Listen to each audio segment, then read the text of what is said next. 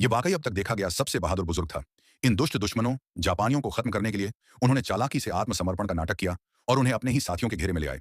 लेकिन दुश्मन जनरल, जो चीन के हालात से भलीभांति वाकिफ था, उसने देखा कि यह जगह पहाड़ों से घिरी और रास्ते ऊंचे हैं, जो कि सुंद जू की युद्ध नीति में बताए गए फूजी घात के लिए उपयुक्त स्थान था। इसीलिए उसने तुरंत रुकने का आदेश दिया और बुजुर्ग को चेतावनी दी कि कोई चालबाजी न करे, बल्कि ईमानदारी से उन्हें सही रास्ता दिखाए।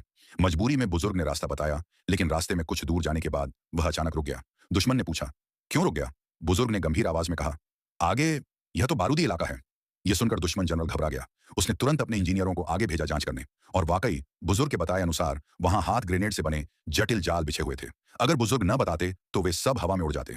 इससे दुश्मन जनरल का विश्वास उस बुजुर्ग पर और बढ़ गया और उसने आगे के रास्ते के लिए भी उससे सलाह मांगी।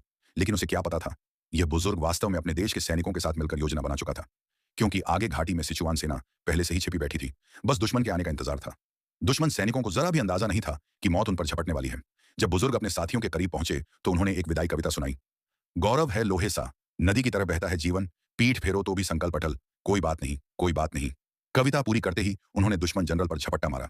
सेना प्रमुख ने यह देखकर तोप चलाने का आदेश दे दिया। हालांकि वह अपने इस वीर बुजुर्ग की कुर्बानी से बेहद दुखी था, पर जानता था यह बलिदान व्यर्थ नहीं जाएगा।